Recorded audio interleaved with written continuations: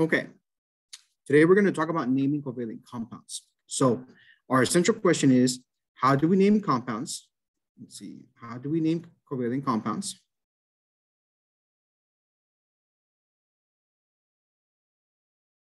All right, and how is it different? How is it different? Okay, so that's going to be the questions that we're answering today. All right, how is it different and how do we do it? So first question is, let's change color here. Okay, first question is going to be, what is a covalent compound? What is a covalent compound? And how do we know that we're looking at it? Okay, how do we know? So that's going to be the questions that we explore today. So to look at it, and this should be part of your vocabulary, but to look at it, a covalent compound is a compound that exists between a metal and a non-metal. Okay, so I'm going to abbreviate covalent compound exists. Okay, non-metal to non-metal.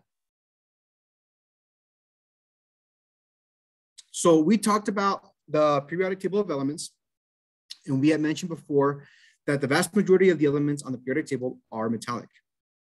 The elements that exist in the top right-hand corner of the periodic table, those are the ones that are the non-metals, right? So if the compound is exclusively formed with the elements that are in that top right-hand corner of the periodic table, and let me show you here, then you can be pretty confident that it's going to be a covalent compound. So that's kind of an idea here of what the table looks like, the periodic table of elements. If you're looking at a covalent compound, then all the elements are going to be like in this area here, right? So these are the non-metals, right? Of course, we're not talking about the noble gases because those don't have chemistry, right? So if your elements exist within this realm of the periodic table, if all the compound is made up of these elements, then it's most likely going to be a covalent compound. And those have a different set of rules, okay? So that's how you know when you're looking at a covalent compound. If the elements that you're looking at have any of the elements from this side of the periodic table, then that's a metal and that's an ionic compound. And those are different set of rules, which you already have. What we're going to do today is talk about non-metals to non-metals, okay? So one other question is, how do we, how is it different, right? How is it different than looking at an ionic compound?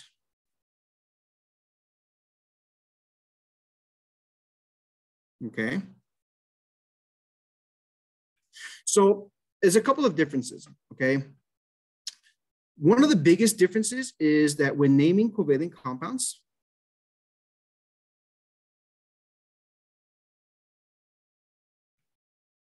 we have to know quantities.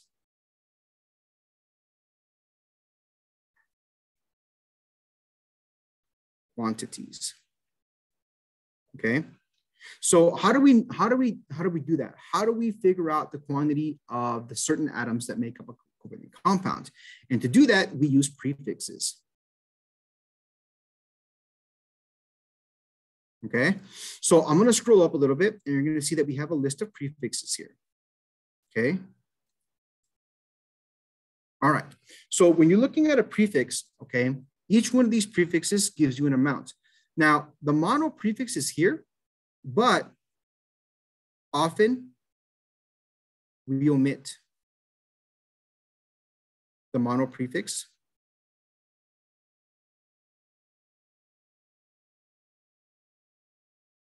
in the first element, in the first atom.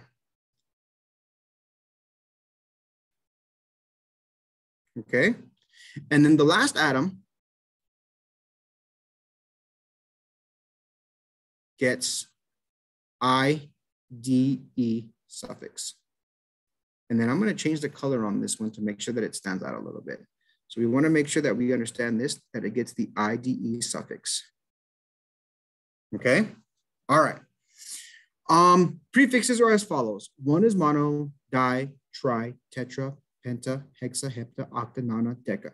Okay, we're going to use these prefixes to denote exactly the amount of atoms that compose this compound, right? So I'm going to give you an example here. Let me go ahead and change to another color. Okay, so let's take a look at an example here of how these rules work. Okay, let's take a look at CO. Okay, CO. Now, first rule says that we use the prefixes. All right, so you want to jump in it and say, okay, well, this is one carbon, one oxygen, right? Because there's no subscripts. So you want to say, okay, so this is monocarbon,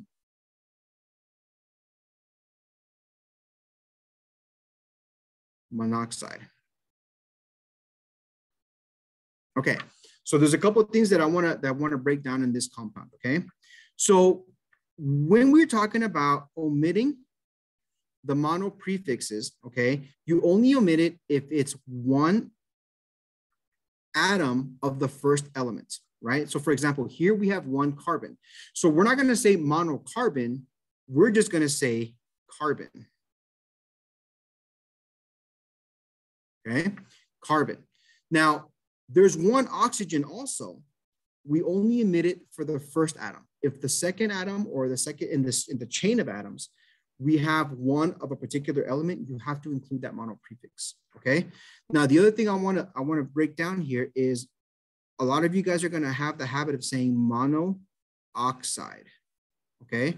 If you're in a position where you have two vowels next to each other, you eliminate one of them. Okay. So instead of this being monocarbon monoxide, which I kind of wrote correctly here, okay, this would just be carbon monoxide. You eliminate that double vowel, and here is that IDE suffix that I was talking about. Okay, so when you're naming compounds that are covalent, you have to use the prefixes to tell me exactly how many of each atom exist in the compound. Okay, let's try one more example. Let's try the next one here in the chain, which is CO2, right? Again, because mono is omitted from the first atom, this would just be carbon. And now we have two, right? We have two oxygens. You can see by the subscript that we have two. So then I'm going to use the prefix di, right? So this would be carbon dioxide.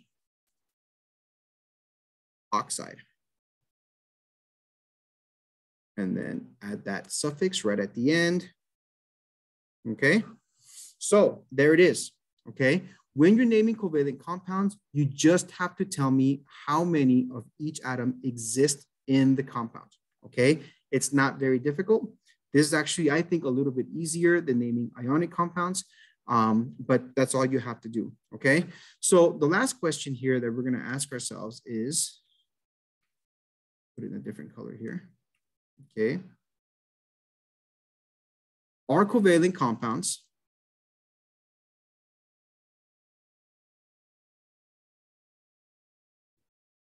all binary? Now, when I say binary, meaning are they all with two elements? The answer is no, right? Covalent compounds come in long chains.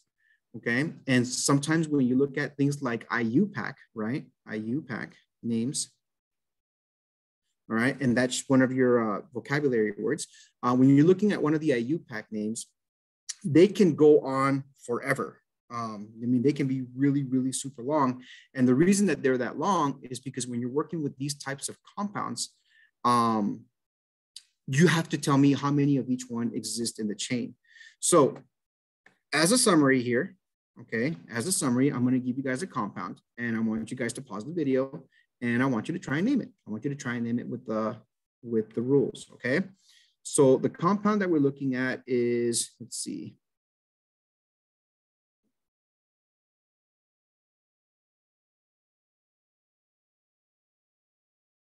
Okay, go ahead and pause the video, and I want you guys to see if you can name this one. All right, terrific. I hope you guys worked together and figured out the name for this one. Okay, so let's take a look at this chain. Obviously, this is not a binary compound. We have more than 2 elements. All right, and using the rules, we have to use the prefixes to tell me how many of each one we have.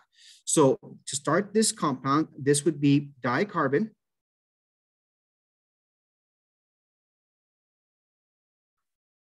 tetra, hydrogen, dioxide. Okay, dicarbon, tetrahydrogen, dioxide. I want you to pay attention to a couple of things. Only the last element in the chain is going to get the IDE ending, okay? So any elements that are in the middle, like hydrogen, for example, okay? I did not add the IDE ending. It's only the one to the very last element in the compound, okay? All right, guys, that's it. Thank you.